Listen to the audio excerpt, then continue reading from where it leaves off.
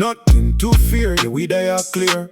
BlonkoPro voice in your ear. Talk life, talk craft, real truth appear. Welcome to the podcast, nothing to fear.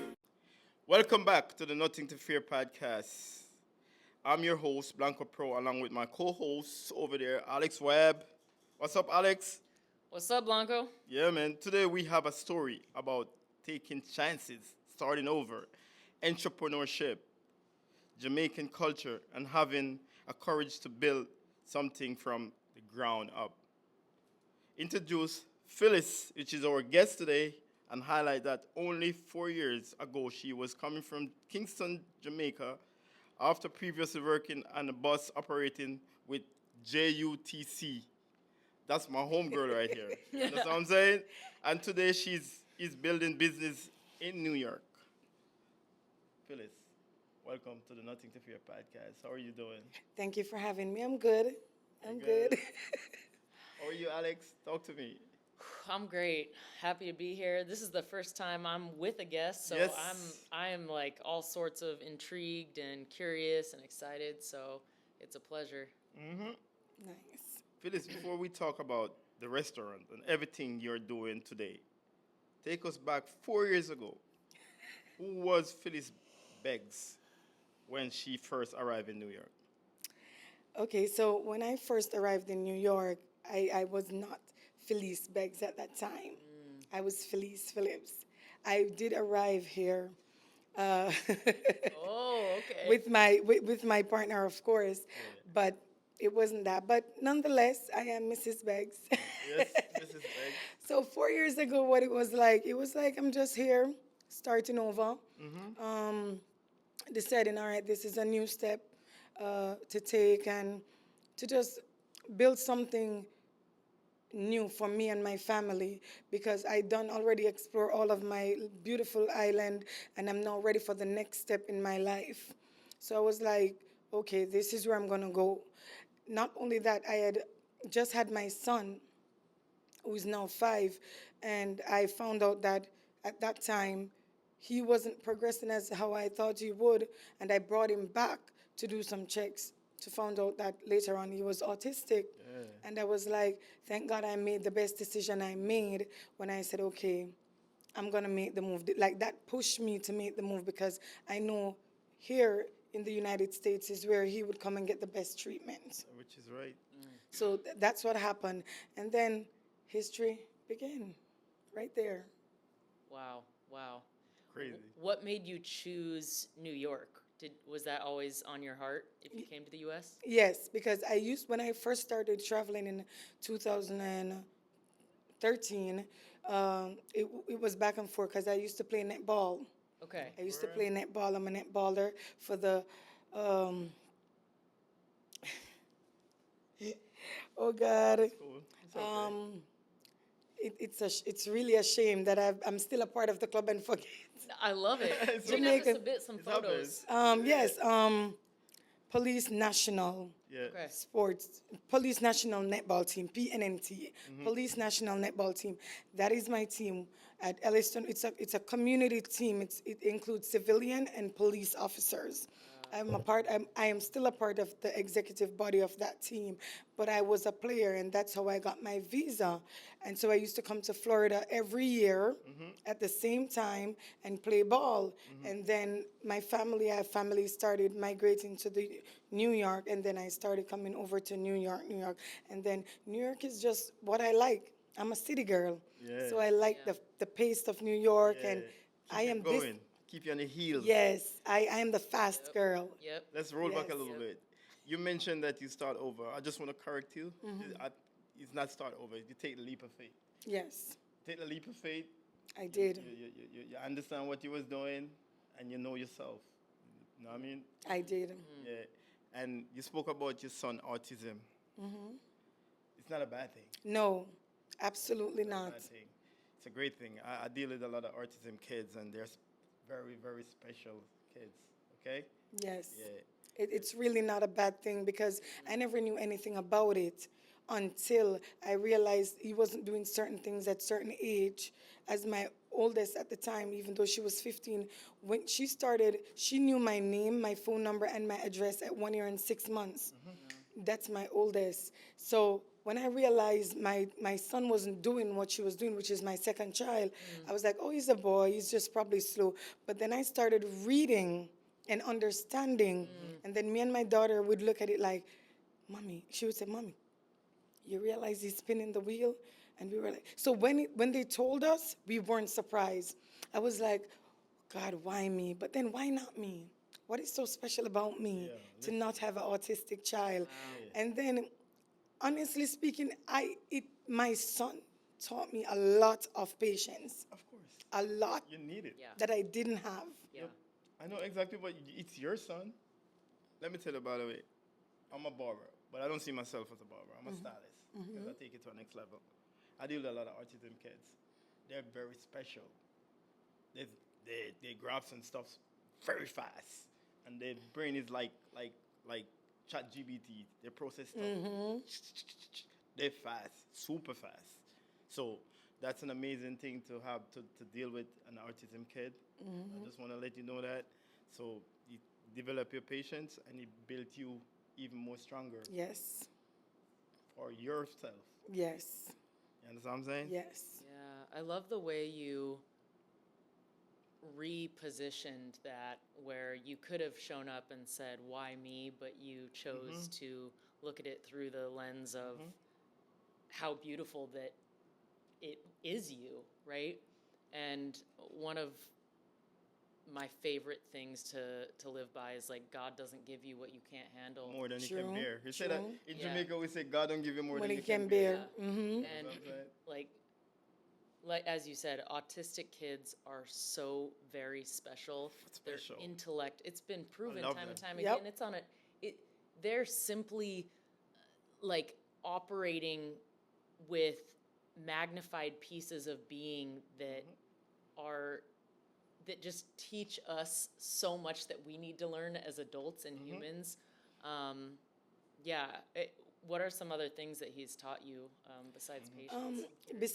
Patience is the number one thing, and how to read into things. I am already that type of person that they call me detective. I don't care. I know how to read into a lot of things. And then my son, he has different cries for different reasons. Yes. So for that reason, I do not send him around persons who would not understand what is that cry for, because he's nonverbal. So, well, thanks be to God, now he's saying 1 and 2 words, and to God be the glory. You know what's great about that? Yeah. That you move here Yes, and you're not still in Jamaica. yes, You know how blessing is that? yes, Because yes. that son wouldn't get the care True, that he deserved to get. true, Yeah. And because remember, we have a system here for that. true. Jamaica have it, but it's really not highlighted. It is, but you just have to have money. Money. I see. I see. So kids like that in Jamaica, there are a lot of them that we in Jamaica would say, oh, it's just him to go play with the pitney them. Yes. Him soon talk, man. Yeah. Him soon talk. You have a lot of kids like my son. In That Jamaica. even at this age that is not talking, they say, oh, a boy pitney man, him soon talk. That's how we talk. That- But the truth is that now that I've learned so much about, I said, oh, so I remember a child, and I would say, oh, that's why he was behaving like that. That's why that child was like that.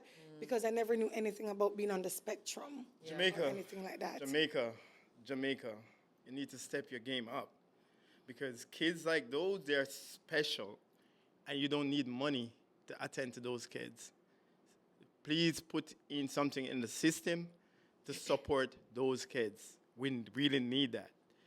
The Prime Minister of Jamaica, the member who's in charge, need to pay attention. There's no money supposed to be for those kids. True. True. It's the other way around. Here, they support the kid. They support you as a parent. True. In Jamaica, the parents have to come from their pocket. True. Yeah. And the knowledge piece too, like even information wise as a parent, like understanding what are the signs, right? And if they're only holding that for people with certain amounts of money, then other parents are left in the dark and not understanding what could be going on with their kid. Right. A lot of persons in Jamaica are not educated on what autism is because everything in Jamaica takes money. You don't have any, well, I don't know of any free classes to educate people on persons with different disabilities and all of that. Because, like I said, I know of autism, but I thought autism was when you're proper, like disabled and can't walk and can't move. Until I know that there are different level of autism and persons on the spectrum. You have autistic persons who are graduating valedictorian. Yeah. I just said it to you. Listen, you're a parent, but I'm a parent from behind my chair. I deal with autism. I get special requests. People send their kids to cut their hair because I have a lot of patience. Right. I know how to do. I'm very patient with kids. I love kids. Remember we spoke about on the last podcast how we should invest in our kids. The kids are the future, and they're the one going to lead us tomorrow. Yep. You know, many autism kids that in high places that we don't know that. Probably an autism kid came up with ChatGPT. Maybe. Most likely. Yep. I'm telling you that. Yeah. I know that. Have you heard of a show called Love on the Spectrum? No. It's It was that? It's a beautiful show if you have any time on your hands, which we'll talk about why you Yes. probably don't have time on your hands. But it's called Love on the Spectrum. I believe it's on Netflix, and it takes these stories of autistic kids, maybe in their young teens, going into the dating world, and what it looks like for people who have autism to date. It's a lot more blunt, right? They say how they feel. They feel. So you could get it, understand it straight to the point. Yeah, and it's so wholesome, but also as the person watching, not being autistic, you get a lens into their world. And I mean, obviously you experience it on a daily basis, Yep. but I definitely think you would love it. Yep. Yeah. I anything to broaden or widen my mind on kids or persons, because of course my son is going to grow up into an adult. Yeah. Of course. Of course. Yeah. So I am learning every day. Yep. I'm always open to learning because college. my son, if I don't tell you, you don't know. Because Right. he's the quiet one. He's the one that wants his food and his tablet. And what he watch on his tablet is pure educational. I'm telling I just you. told you. Yeah. It My- might be an autism kid that came up with ChatGPT. That's how smart. Yeah. It's true. Yeah, because my daughter, who is 4, that follows him, she watch Pure Madness. she just watch Pure Madness. But my son, Yeah. you never catch him watch the things my daughter watch. He watch pure educational That's how they stuff. are. They're And special how does kids. he know this? Right. They're Right. special kids. How does he know this? Oh, watch this. Oh, why didn't he went on some stupid thing? He watch pure things that Educational. ABC count. He loves to sing. He loves to jump. Wow. Yeah. The content that's being ingested sounds like it's just there's an inner hunger for more and more learning Yep. and growing. It's so cool. But Phyllis, Yes. I'm gonna talk to you like Jamaican, right? Yeah. Then I'll watch and listen. Take us back Yeah. to Jamaica. Take us back the life like growing up in Kingston. Oh wow. So originally I was born in Spanish Town. My mother is from Old Harbour Bay, and my father is a fisherman. Yeah. So Old Harbour Bay fisherman, you know how that go already. Yes, sir. Um, Sorry. So I grew up in Kingston though with my father's side of family in East Kingston, Rollington Town to be exact. I went to basic school, Wilbert Stewart Basic School. Then I went to Excelsior Primary School, and then I went to Vauxhall High School. From there, I just become this business-minded persons. If persons remember me by buying and selling shoes, me and my best friend Toya at the time, we were walking on the street selling shoes out of a suitcase. And in our community, everybody knows us. I work several different jobs in my local community. I'm always interactive with my community. When I was growing up, I entered Miss Rollington Town. Um, there were always treats. Every year it was Christmas treats in the community, and I was always a part of it. Like everybody know Boopsie, because that's my yard name. Yeah, yeah, Boopsie. That's a favorite. That's a favorite name in Jamaica. So- Every parish, every community have a boopsie. Okay, so this is a term that Yes. certain people get within each community. Yes. Yeah, we get pet names. Okay. So they call me Boopsie. Nobody don't know. Only persons I work with or go to school with know my legal name, like Phyllice. Yeah. But Boopsie, everybody know Boopsie, Arlington Town, Boopsie. Got That's you. me. Got you. But growing up in East Kingston, it's a rough community. It's a rough area. It's a rough place to grow up in, and you have to have your head, steadfast. I started working. I worked, like I said, odd jobs. I work at a call center I went there to work when I was 18 or something like that. I worked there for about 5 years. And then, yeah, I worked for, at the time, it was a certain phone company at the time. So I was there doing my thing. And then 2016 is when I went to JUTC, because my friend Toya, we're still friends. She was the one day we were downtown in the busy combusted area, and we see the big buses, and she's like, look how that lady little. Say you big, go and go drive one of them bus, them man. Do you understand that song? You I understand did. that? You were saying that lady's little driving that big bus. Big, I'm big. I'm not gonna say that because say no. that, What? No, That's what she said to you. Yeah, You because said- I'm tall and big. Why you don't go drive that bus? I never forgot that. And then the Wednesday after that, it was a Saturday, and then the Wednesday, she had a day off from her job. And we was like, okay, let's go drop the resume off. And we went over to the head office, and we go over there, we drop it off. It was nothing. I just drop it off because she tell me. And then I got a call. And then bam, I did 5 years. Phyllis, listen. You mean boobs? I'm seeing to her Boopsie. right. I'm Boopsie. Get it right. Get it right. I'm feeling like I'm home right now. You don't Yeah. understand. You know what I'm saying? Because she's talking the talk right now that I can flashbacks of Jamaica, growing up in Jamaica. And, you know what I mean? She grew up in the inner city where it's no joke. Your head have to be screwed on. You know what I mean? You have to know the pros and cons. You have to know the do's and the don'ts. Yep. You know what I mean? How does that mold you for today? Focused. Growing up in East Kingston, it helps to keep me focused because I'm surrounded by a lot of different personalities. I love my community. Rollington Town, big up on yourself. And my community that forever and ever and ever. Amen. I love Shout out it. to Rollington Go Town. off. Yes. Go off. That's Yes. Vineyard Town. I used to live there for a little bit of time, so I was- Vineyard Town, Franklin Town, Town, Rollington Rollington Town. Town, you know We what I have mean? Rockfort, Yeah. but Rollington Town is in the middle. Okay. And I've heard it all around me, everywhere. I've heard it all, different scenes, scenarios. We do have some crime situations there. But you just have to know, like he said, you have to have a steady head. You have to know where to go, when to go, what time to go there, what time not to go there. What to say? What to not say, what not to say. Right. Yep. So you have to stay focused. You can't slip. Don't slip. Yeah. Yeah. You're always on. You're always on. It's very beautiful, a very beautiful place to live. My country is very beautiful. Of course. We just, sometimes persons make some bad choices and things happen.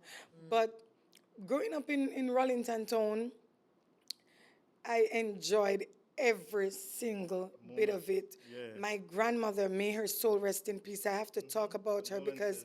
she had a head cook and buckle washer. You don't know what that means. I know what a but buckle that washer that means she was the head of my family Oh, okay, okay. on my father's side. She used to cook back in the days, and me and my older sister, we used to bring the coal stove. You know what the coal stove is? Okay. It's a rim made out of whole car rim. Okay. Okay. Are they built? They have them different shapes. They build them. Yep. You throw like charcoals inside of them. Okay. So she used to sell like about 10 minutes walk from home at the fire station on a Friday and a Saturday. Yeah. Because we eat a lot of street food. And she used to go down there, and me and my sister, we have to go down there with the pans, walk from up the yard, go down the road with the pans, because grandmother go cook, and she cook festival, fried dumpling, she cook everything, and everybody know my grandmother. You were the sous chefs. We were just there because we can't wait for her to come back home with the food left over, and we sit there with our plates, waiting for her to come home. And so it all started there too, because then the funny thing, when I was going to Vauxhall, I did a few subjects, and the only subject I had passed was home economics management, food and nutrition. That's I it. did that in high school. That's it. I literally passed that, and I didn't even know like that was my calling or anything, because I love to cook. I love to cook. So where I'm at now, I'm no stranger to the world of cooking. I love to cook, but I never had the passion at that time. So seeing my grandmother do it, and she usually go every Friday and Saturday night to sell right there. And we were there waiting, me and my sister waiting, everybody in the yard waiting. Because when grandmother come home, she'll go give you the leftovers, and we'll come with a plate, and we'll get soup, and we'll get rice and peas, and we'll get chicken. So the community, as he was asking, is a whole vibe. My community is beautiful. Rallington Town, the vibe, everybody know everybody. And we couldn't wait till Christmas for when we have treats in the community. The police station has their own treat. The supermarkets has it. So we were excited when it's Christmas. Phyllis, you have an amazing story. A big one. I could talk forever. Amazing story. Now, I mean, what did Jamaica teach you about survival, work ethics, independence? Okay, so like I said, Jamaica taught me how to focus on what you want and go after it. Driving the bus, do you know what it's like? Well, you wouldn't know. But let me just tell you, to drive a bus in Jamaica, a Jamaica Urban Transit bus. You can ask her that question. Yeah, Not me. Yeah, tell me about it. Tell her about it. I want to hear it. It's one of the experience is so out of this world. Like I said, I never drove a big unit before. Yeah. That's where I learned to drive the bus. They taught me how to drive the bus. Okay. I used to drive little cars. And that's the least part of it. Yeah. So there was like a training before you started. Yeah. Okay. And the fact that I mastered the training, like I've been driving trucks and trailer, Yeah. because at the time I had a truck and trailer license to drive that bus. They gave that opportunity to me to teach me. They are the best teachers. Wow. The instructors at Jamaica Urban at the time when I was there, they were the best instructors across the globe. And that's, for me, I think that's the least part of it. Yeah. To deal with the everyday passengers. They and see the customers. passengers now. Oh Lord. Also, I want you to walk me through like are we bumping every, like, is it, what are the roads like? No. Like, Oh, our roads have potholes. Duh. Yeah. It's Jamaica. But we have good roads, of course. Yeah. We have good roads, so it's not always bumpy. But sometimes our culture sometimes, it is what it is. We're in Jamaica. We have potholes, but we don't always have. We go smooth sometimes. Yeah. The passengers, some days they are so rowdy. You have to be strong. When I say you have to be strong, Yeah. you have to be strong. mentally and physically. Like, one person would come up on the bus and be like, "May I beg you to drive?" And just walk past you. You don't say nothing. Tomorrow they come, them walk past you again. And then you say, "Excuse me, your fare." And you would be like, "Oh, driver, I'm not paying no fare. What do? Be a curse word. Big bad words." Yep. That's why I say that's the least. Learning to drive a bus is the least part. Sure, okay. Dealing with the passengers. Dealing with the passengers? It's not the easiest thing. That's Yeah, the I was hardest thinking part. it was the ride, but you're saying the No. people in the. Yeah. Listen, there is no bus stop here, but trust and believe, this is where they want you to let them off. Yeah. You know what? We want you to talk about Jamaica, but we want you to talk about more of your growth, your daily day, your stages. You know what I mean? So listen to this question. What made you make the decision to leave Jamaica and start a new chapter in New York? My son. My son. My son. Because I did not leave Jamaica at the time to start a new chapter. It's when I came here for his checkup. Right. And I realized that, no, I would prefer to stay here and watch his growth than go back home because I was seeing some signs. Yeah. And that was very early. That was very early. He was 10 months old. He wasn't saying mama or dada. So I wanted to stay here in New York and watch his growth. So that was a collective decision me and my partner made. Yeah. And that was the right decision. Yep, that's what we're going to do. I'm going to stay. And if you can recall, when you walked through the door, I greeted you with like JUTC bus. How did you do that? You remember asking that when you walk in? Yeah, I loved what I did when I was driving the bus. And for me, I did 5 years. Okay. I did 5 years. For you to do 5 years? I did 5 years, and I was expecting to do more. Like every year came by, I was like, oh, it would have been 10 years now if I was still there. You know, because I loved it. Yeah. I loved it, but I had to make the best decision for my child. Yeah. You understand? So, because my youngest daughter, when she was 5 months, she was already saying apples. She was already saying mama. Yeah. So I knew something was wrong with my son. At 10 months old, you weren't saying mama, dada. I knew something was wrong. Something was off. Something was off. Yeah. Nothing is wrong with my Something's child. wrong. Something was off. Yeah. Yes. Something was Distinguish off. that right Yeah, now. that's a different way of Yes. saying it.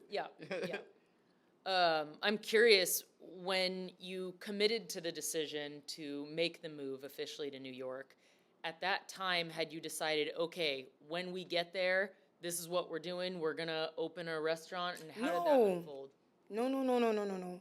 The funny thing is that I came here in October, and my grandmother passed on. I left my grandmother when I was coming here. My grandmother was good. She was on the veranda, and I didn't tell her I was leaving for good because that was never the plan. Right. So I just told her I was coming here because she's an American too. She's an American. She just retired and come back home. So I didn't tell her. I just tell her I'm going away, and I left my grandmother good. And then when I came here in October, my grandmother passed on Black Friday, in November. Yeah. And I could not go back home for the funeral, so that was very heartbreaking. But no, I wasn't thinking about opening a restaurant. What I started to do, because of course I wasn't working, I wasn't doing any of that, I started cooking and selling my family, telling them no free food. That's how it's done. That is how it's done. I started cooking like on the mountain. I was like, okay, it's seafood Fridays. Mountain, seafood Friday. Because I was like, I'm not cooking. And these are people that live in. Hey, the family is always the OG customers, you know? That's where it started. That's what I would. That's where we would have get. Yeah. How it I started. was like, you know what? I'm gonna cook the seafood Friday. So I called up all my aunts and I said, hey, I'm selling fish. I'm selling fish on Mountain and Fish and Festival. And that's how it started. Yeah. I started doing that every Mountain, and then I said no. Then I got pregnant with my daughter. So I get like, all right, I get tired now. And then after my daughter, I was like, I'm still not working. I need to do something. Bam, I do what most Jamaicans do, or most Caribbean. I went to work at a restaurant. Okay. Like, not really work. I wasn't even working. I went there to help out at the time. So you and was- guess what I was doing? You wouldn't believe. You was I was learning? washing pots. Yeah, that's where you. Listen, washing pots. Let me tell you. Let me say this to you. I'm a chef. I'm a chef for at least professionally. At least 15 years. Yeah? I used to work at Sandals Resort. Then I went to the cruise ship. So I know the ins and outs of everything that you're talking about. Yep. And I know the lifestyle that she took. Remember, I'm from Jamaica. Yeah. I mean, so it's like story to my ears. Right? Yep. It's like music singing to my ears because I'm listening to her. Like, you know, she's a female version of a male. You know what I mean? And she's talking. You could see that the fire Yeah. coming out of her. You know what I mean? She would learn that. She grow that. That's her moral. That's all she see every day. You know what I mean? So, Phyllis, Yeah. take us back. Like, now that you get Phyllis Kitchen, Yeah. somewhere between starting over and figuring out New York, you decided, I'm going into business. Okay, so I started, like I said, do the cooking. Then I started working at DHL. I started driving and doing deliveries and stuff for them. And every day I cook. I still cook every day. Have to feed my family. So I cook every day and I bring my food to work because I was working in the city. I was working at the hub in Manhattan. There's no like real food. There's only fast food. So every day I would bring my plate and sit in the break room and have my lunch or dinner. And the guys there, you know, some of them are some Caribbean and the Phyllis, every day you come with your good food and you don't bring none for me. Ideas. And as they say that, Ideas. I said, okay, Ideas. I'm gonna start selling what I eat. Yeah, exactly. You're my next Ideas. customers. And trust me, it took off. Big up DHL, big up ZYP. Oh, man. Big up Shout out on to it. DHL. Yo, Phyllis, you have nothing to play with. So I started saying, all right, they want the food, okay. So if I cook stew chicken, if I cook stew pork, if I cook, my best seller was jerk chicken and festival on a Friday. Because I kept my culture alive because we mostly eat jerk chicken and festival and jerk pork on weekends in Jamaica. Okay. And That's what in we mostly Kingston. eat in Kingston. Okay. In countryside, they like to fry chicken. Oh, okay. Okay. In my country, they're fried chicken. In Kingston, they're more jerk chicken. Got Yeah. you. So the same thing that I was doing with my family with the seafood, I was doing that with them, like selling fish and so on the mountains. And then I started I'm like, all right, I didn't know. I was like, okay, $10 plate.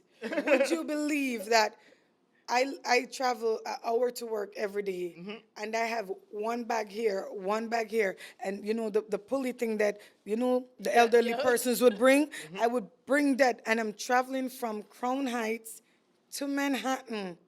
I took 2 trains and an Uber. Sometimes my coworker has to come round to Hudson Yard because that's where it was to meet me to help me with the bags. They're so heavy, and I was on the train one day. I was like, let me record myself because I'm gonna remember how I struggled up these stairs with these bags on my shoulder, and I'm selling plates every day. I'm selling like $10 plates. I've never like raised the price on them, and I've worked there for 2 years. And then everyone started talking about it, and then my jerk chicken and festival took off. You got to. I'm so You got to hungry. finish. You got to finish jerk chicken up festival. They And can attest. I know that festival got a special touch from grandma. Yes. Everybody have their own touch with that Yes, festival. I yes. know that. Yes, and not only I grew up with my father's side of family and my aunt who is like my mother also because she raised me from I was 2 years old. That's my father's sister, which is my mother in my heart, but she's my aunt by blood. She can cook. She can cook. So the cook in a meat, in a my sister them. Yeah. All of we were raised there, we can cook. Because our grandmother, my auntie, / mother, plus my other, we can cook. It's in the blood. So it's in us, you understand? So yeah, big up to my family them, 6 Lake Lane, Rallington Town, big up on yourself. You have something for her?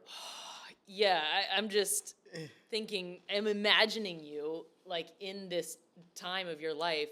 You're on your way to your job that's paying you who knows what, not necessarily your dream job. You're making your dream within the job Yep. and just making ends meet. Or Like, and then career. coming back with more money than you're going. I mean, Yep. I was hustling. you were I was hustling. I was like, okay, let me give them some good food. When did it come to you that you're like, this is it? No, I know this is it. I didn't know this is it. I love to cook. Yeah. But what happened was that, so I started doing my fish fries over here, my annual fish fry. So I keep the first one. It was mostly like family and persons who tell persons. I get a good support. Then I keep the second one. Then I keep the third one. Wow. I was like, all right, this is what I'm gonna do. That's what I'm asking you, the business part. When you say, yo, Yes. this is the business that's gonna take me, that's gonna build my legacy, that's gonna Yeah. So I have a friend, one of my friend brother. He knows that I can cook from Jamaica. Okay. He knows that I can cook you because start spreading the word. we all grew up together. And one day he came to me when I just came here. He was like, I know you can cook. Let's do something. Wow. And I was like, okay. And then my fish fry was coming up. And I said, let's talk after my fish fry because I got to focus on my fish fry first. Okay. And then after that, he approached me because the truth is, I just came here.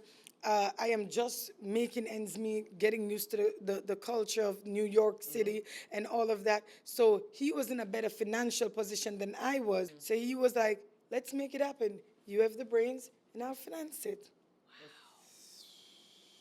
Come on.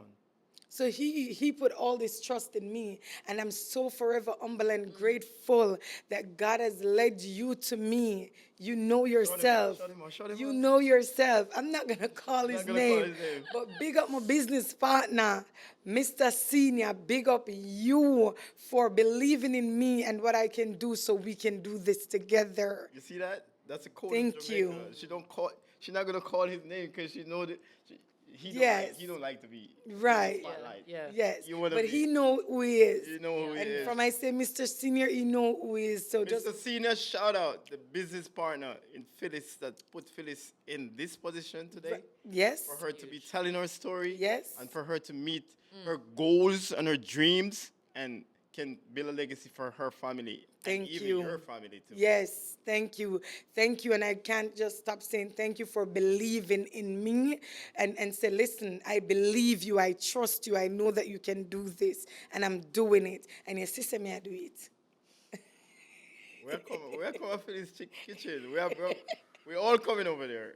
No, We so all gotta go to Phyllis kitchen. Mr. Producer. And I'm bringing some other people too. We coming to Phyllis. Of Are course. You're sitting dining? No, we don't have dining, but we have chairs. Like, Yeah. I can make it happen, but I don't have dining space because the space is 1,000 square feet. We built it from scratch. Yeah. It was empty. It was just a bathroom. Wow. Everything we built from scratch. Wow. Incredible. So now I'm curious, like more within the like infrastructure of the establishment itself. How did you start to decide building out the menu? How did you decide what you wanted to put on it? It was easy. hard? Oh, okay. It was very easy. I already knew what I wanted. I already knew I'm gonna have everything authentic Jamaican. And then your signature dish, jerk chicken and festival. No, that's not my signature dish. What's your signature But dish? I really don't have a signature dish. I love seafood though. Okay. I'm a seafood type of girl. I think, yeah. But everything, the authenticity, you don't get a lot of that. You don't get a lot of authentic food here in New York. And I can say it boldly. Of course. There's not a lot of authentic Jamaican food here in Brooklyn, New York. I'm giving it a metaphor today on Nothing to Fear podcast. Phyllis, you gotta come up with a Phyllis signature dish. I think we're just good at everything, and that's the truth. We don't have a signature to say, oh, this is the home of that, and that is no, we are the home of authentic So the food. whole franchise is a signature. Yes, It's a because our signature food, franchise. taste, customers can attest to this. Our food tastes amazing. And the name, Phyllis Kitchen, it's so dope. It's so encouraging. Yep. Because guess what? She selling her brand. Yep. Yep. You are the brand. I am You the are brand. Yep. And it became what it was from you believing in yourself. And, obviously it took Mr. Senior to Yeah. see in you the capability, but like Believe you in had her. to first see it in yourself. Of And course. Yeah. that you knew because you were like, well, I'm gonna start bringing the food to everyone I know. Exactly. Like, So I knew what I wanted. I believed in me first. Yeah. I know I could do it. I've been doing this. Philly Kitchen has been around forever. As far as 10th grade when I was cooking in school. Yep. I just capitalized on the help that I get to push me. Of course I was gonna own my own restaurant. I knew that. When I was working at DHL, my friends at DHL would say, Philly, why you don't open a restaurant? That was just a dream. Every time I am doing something and I'm advertising on my TikTok, I'm like, help support the dream. And when the kitchen becomes a reality, I'm like, thank you for supporting the dream. Now help me keep the reality consistent. Thank you. They supported the dreams. There were persons when I opened the restaurant and they came there, they drove from Philadelphia and they were like, we were watching you. We were waiting for you to open. wow. Yo, we're fortunate to have her on set. And be honest with you, to tell her story. Oh my God, you're amazing, oh man. Yes. Be honest with you, Yeah.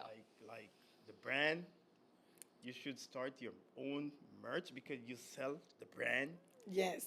so the merch should be coming. Yes. You know what I mean?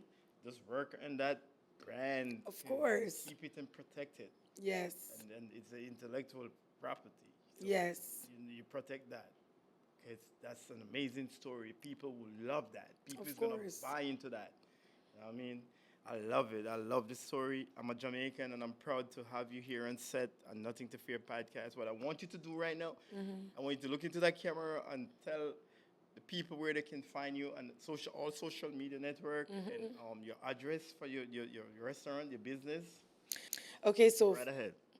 Philly Kitchen is located at 1586 Rockaway Parkway between Flatlands and Avenue J. You can't miss it. You will see the big Jamaican flag. Remember, one kitchen and a Philly Kitchen. I am on TikTok, Philly_Kitchen LLC, and I'm also on Instagram, Philly_Kitchen. Listen, you can find me on all platforms. Just type in PHYLLI_kitchen. You will see me. You will see the Jamaica pop up. From you see, you know who it is. Remember, Philly Kitchen, a one kitchen. One kitchen panda up. You done that before. Yes. Oh my God. One Philly kitchen panda up. That's a I Jamaican saying. thought them say one Philly Kitchen panda up. Woo, that was smooth. I gotta practice my pitch. My gosh, my gosh. Oh my gosh. I'm assuming it was no question when you named it that you were going with your name. No, yeah, it's been that. Yeah, It's been Philly Kitchen. yeah. It was It's in your been- heart. Like, yeah. it's- I know it's Philly Kitchen. It's been named. I've never changed it for years. It's been that. Yeah. The restaurant industry, I actually work for corporate DoorDash. Okay. Slight plug. Yeah. But I'm curious, in my experience, the restaurant industry is one of the toughest industries to be in. What is something that you didn't anticipate starting your own restaurant and then just not knowing like some of the things that would come along the way? I wouldn't say I didn't know, but I thought persons would be more understanding. Like when somebody's going to compare a restaurant that opened 2026 versus a restaurant that opened 1996. Why would you come here and say that my food is expensive? It's not. We are living in a time where things are expensive. I am new. Yeah. I am new to the game. You wouldn't understand that a lot of these restaurants, they probably get credit from their local farmers, and I have to buy it with cash. Correct. Listen, Correct. listen. Let me go back there because I'm a business owner. So Yeah. number one, when you know your worth, you got to sell your worth. You know yourself. You don't think about the guy across the street, the guy next door, the guy down the block. You know that you're selling Phyllice. Kitchen, You true. believe in what you're doing. True. You go ahead and do what you do and market yourself and have a target audience, and go win. Yes, that's exactly what I do too. Like, I don't listen to the naysayers because I know I'm a fair and practical person. I'm happy you say that. I know I'm a fair and practical, and I know, let me tell you, I am very God fearing, so I'm going to talk about God a lot. Of course. Amen. Amen. Listen to me. Amen. God knows the heart that is inside of my chest, and He knows that what I'm doing, I'm doing it fair and practical. I'm not doing anything that I'm not supposed to do. I'm doing it within the lines, which is right with God. You And said it. that is it. You said it, but I'm gonna ask you again. Did you have people who doubted your idea? Of course, a lot, a lot of people. The ones that focus on the negative, that, well, what if this and what if that? I'm working at DHL, and you would have persons say, she not open a restaurant. She can't open a restaurant with DHL money. Mm. They don't know. So when it comes to life, everybody like, That's what drive you too. That's what Yep. drove you. Yep. Of That's course. what motivates you. Yes. Naysayers. Yep. Because you can't let them get in here. You can't give them no space in here. nope, Nope. nope. Yours are lying. And the funny thing is, I have to say this so persons know, while I was building out my shop, I was not working at DHL. I resigned because I needed time. Right. I was working at another popular restaurant and nobody knew. I was there serving up with smiles and nobody in there knew until it was coming down to the end where I had to run and go meet plumbers, run and go meet this inspector. Yeah. That's when I started telling persons that I was working alongside, oh, you know, I have a restaurant, right? That's when they knew. Wow. And I was working with them like any ordinary person working my little bread, and I was quiet. Of course. You don't tell people your move. You're a chess player. And I was there like, you know how they treated me, and I was there thinking like, Lord, please don't let me treat my staff like that, please, God. Yo, And I just took it with a smile. you're a chess player. You know that you're playing chess right there. Yep. Right? Big chess game. You got me over here emotional as hell. Yep. Like you telling your story, oh my God. You know what I mean? Like Yep. from a young woman point of view, like you're doing it. Yep. You did it all. You're not nothing to play with. No. You I'm not playing chess with you. No. Yeah, Checkmate. Phyllis, you're not nothing to play with. No. Listen, a customer might spend 20 minutes eating your meal, but they don't see everything that happened behind the plate reach the table. What happened behind the scene? Oh. Oh. You don't know what happened. A lot of love. What's going on in that kitchen? A lot of love. A lot of love with a little bit of spice and a little bit of seasoning. Yeah. They're amazing. Behind the scene, they know me. I am next to perfect. And the only person that is perfect is God. And I'm standing right next to him. Ugh, I love that. I have this one person say, like, when I come, I was like, like, he was like, I'm not pay a boss in a man, you know. She can't go and talk. Like, I would get miserable for something that, I'm not pay a boss in a man. She can't go and talk. But the ones that, then you have this other girl, she would say, Miss Phylli, you see, make sure keep your steam table clean like oh you want it. Like, they know what I want, so they give me what I want. So behind the scenes, this is a team, and I love all of them because they help. Like, I am there. Your dreams are reality. Listen, they're there, and I love them. Big up my team. Big up my team. Shout out to the Phyllis Kitchen Team. We're meeting you guys just now. Soon we're going to meet all you guys. You know what I mean? Nothing to fear Yes. podcast crew is going to roll up in there. Yes. Take that thing over. You know what Yep. I mean, we got to choose a day when we can just pop up, Alex. We got to schedule. We got to go over there, man. I And the best literally cannot wait. day to come is on a Friday because the steam table is full. Okay. Yeah. On a Okay. Friday, we have the jerk pork, the this, the that. We have the whole works on the table. Because we have days. You know, you have days when it's faster than some days. So I cook for the day.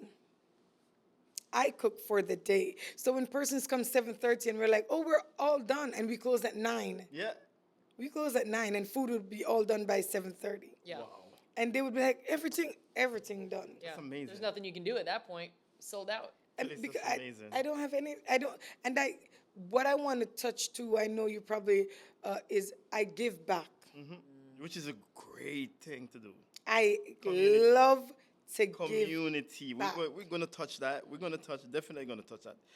Definitely going to touch that. What makes Phyllis Kitchen different from another Jamaican restaurant?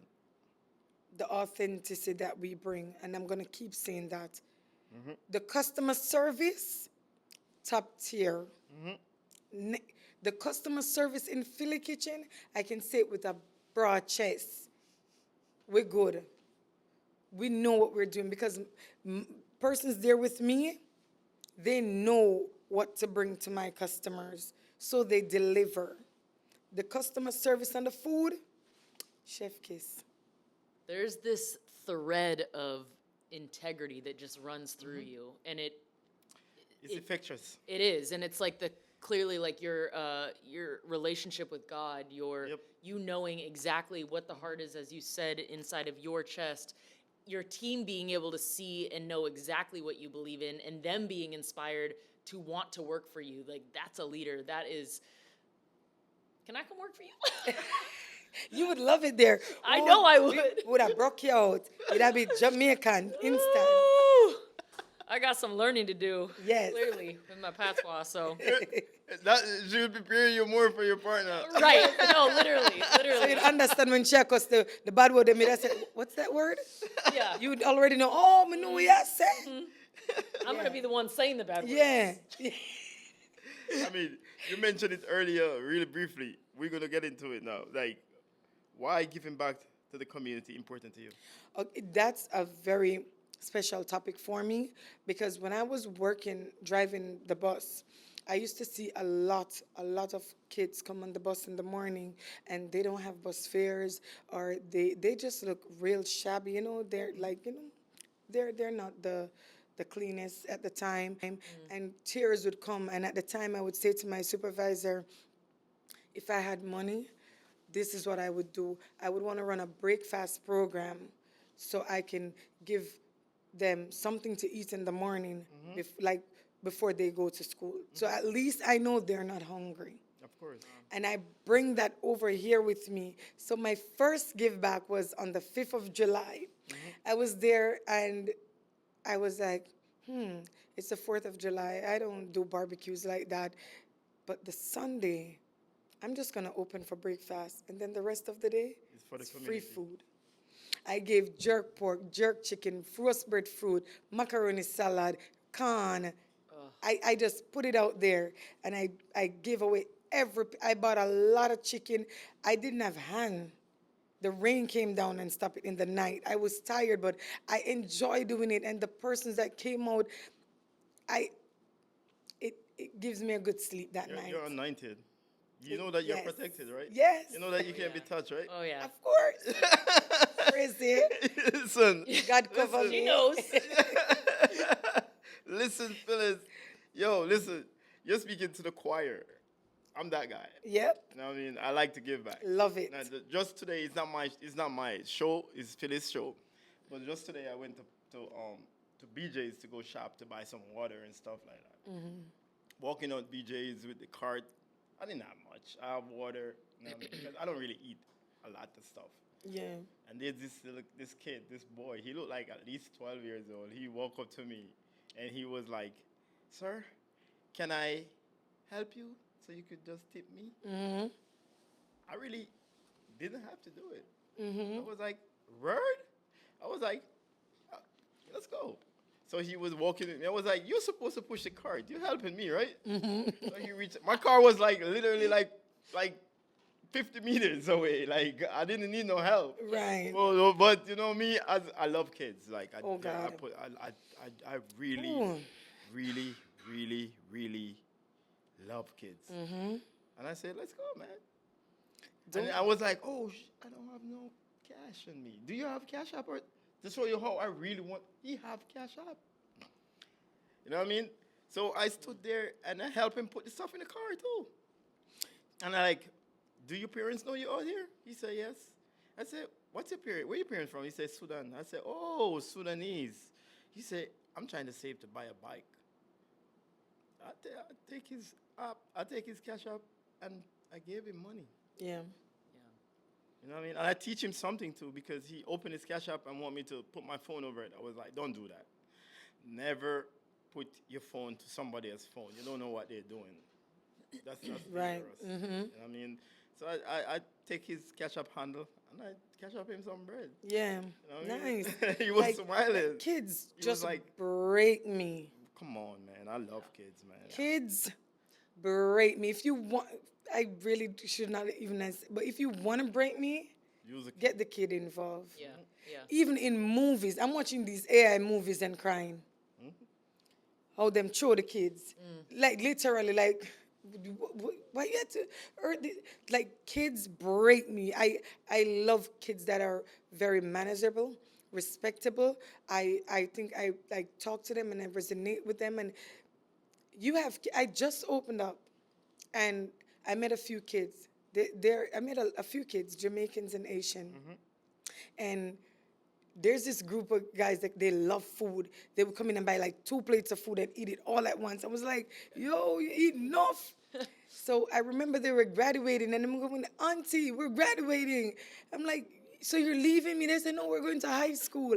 And I'm like, and he said, oh, Monday's my birthday. I said, so Monday, you're going to come here and we're going to get graduation lunch and birthday lunch. Come. Wow. And they came in there going and we took pictures and we're like, pick a meal, pick a meal. Pick your meal. Like, You're protected. I am so, when it comes to the kids, I am so, like, for them. Okay. Producer is signaling me over there that we got to wind up. So, Yeah. this question I got to ask you. As a Jamaican immigrant and a woman building business in New York, do you feel additional pressure to succeed? Yes.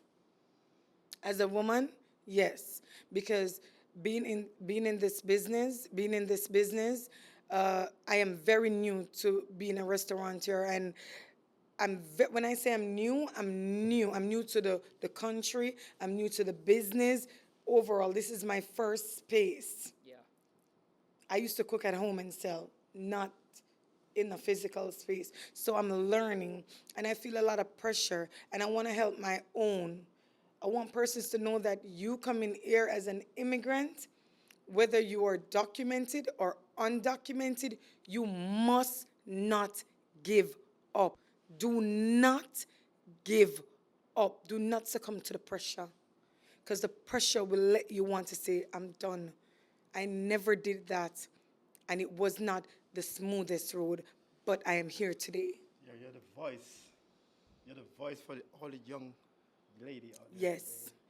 And you're very inspirational. And Mr. Producer, I know you're winding me up, but I have to let she get her stuff out there. I have to ask her this question. Why do you think some Black and Caribbean business struggles and to support one another consistently? And is that a criticism? You said why Black? Why do you think some Black and Caribbean businesses struggles to support one another consistently? And is that criticism fair? Yes. You're asking me like why they don't support each other? Because like I said, okay, so most Black or Jamaicans, I'm going to put it at Jamaicans, they always want to tear us down. Like, why do you have to want to tear us down? They don't support us like the other nations support their own. I'm telling you. Yep. I know. They don't. That's why I asked you that question. They don't. Because I would have a Caucasian person comes to the shop and they would want to buy without question. You have Jamaicans come to the shop. So why I can't saltfish with the breadfruit instead of the boiled food? Ma'am, I'm sorry, we do not sell it like that. If you want the breadfruit, you can always purchase it separately. But that's someone want it and walk away and leave the entire plate. And this is why we can't build each other and work with each other and build up Jamaica, support Jamaica brand. Speak your mind. Jamaicans on the need for do better and support on our own. Build them up. Because when you go to the next nation restaurant, you don't ask them the question, you buy the fried chicken and the noodle. So why when you come to a Jamaican restaurant, you just don't humble and buy the rice and peas and the good food? We don't want to tell you how to sell it, how much to sell it for, and why we not do it that way here. But when you guys go to other restaurants, you just spend your money. That's crazy. Jamaicans, Do better and the than that. Caribbeans, and black people I wanna understand. do better. I understand where you're coming from. I know. That's why I want to ask a question. They do it. Because I want you to express your feelings and, Yes. and let them know, like, get it right. We got to get it right. True. We have to get it right. If we don't get it right, we all gonna fall. True. Whether you're doing good or not, and whether you're steadfast or not, we will fall because unity is strength. Do you understand what I'm saying? So we need that. We need We unity. need unity. We need unity. That's why I make sure that if we go over the time limit, she have a lot to say. Yes. And I want her to express her what she have in her mind and help a young female out there in the Nothing to Fear podcast land who she can inspire and let them know that you all can do it. Yes, you can. Phyllis right here is letting you guys know you all could do it. Yes, you can. Believe in yourself, steadfast. We have one of the dopest motto in the world in Jamaica. Out of. Many one people. Okay. Do Okay. you understand? So I have to keep going. The show is called Nothing to Fear. So everybody who sit in this chair had to answer this. What are some things Phyllis Beggs once fear that she no longer fear today? Of what persons would say criticism. I do not fear that anymore. I realize we live in a world that it's either going to make us or break us. And for me, it's making me who I am. I got the chills. I want you to look into that camera. And we got to wind up now. Look into that camera right there and drop an inspiration on someone out there in Nothing to Fear land. So let me tell you, as an undocumented immigrant before I became a documented immigrant, I never fear of what could happen. I just think about what I need to get done and get it done. As the podcaster said, what is it that I once feared? I once feared persons with their criticism about me and what I'm going to do. I no longer fear. I use that to build my strength, the strength that I have right now to raise my family and build my business and build the community that I'm in, and to show you, my fellow black, brown, little girls, that no matter where you're from, you can do it because I did it. And I sing this song all the time. Spread your wings. Nothing is impossible. Believe. Dexter Dapp said that. I'm married from a country. One kitchen and a Philly kitchen. Alex, do you have any last say? I just have a lot of tears. Tears of just, Joy. you have truly moved me today. You're inspiring me I right was supposed here. to ask you questions and move you, but you moved me. Yep. Thank you for being you, for showing up and just making every... Have you ever heard of kintsugi? This is a quick side topic. Yeah. It's the art of broken pottery, but mending it back together with gold and letting all of the cracks show, but they're mended with gold. And that is what you have done with your life. It is Well just, said. oh, so beautiful. Well said. I'm so So- glad to know you. That is what Nothing to Fear podcast is about. For years ago, Phyllis Beggs came from Jamaica to New York and had started another chapter. Today, she's building business, feeding her community, and creating something what her name attached to it. The lesson is you don't have to wait until the fear disappears. Sometimes you've got to build while you're still afraid. And we spoke about that on the last podcast. Yeah. This is Nothing to Fear podcast. Until next time, season 2, episode 21. We're out. Woo! Yeah, Phyllis! Oh, man, that was crazy. I'm less speechless. No, seriously. Thank you. God really is next to you. Yes, he is. He's all over me. He is. Thank you.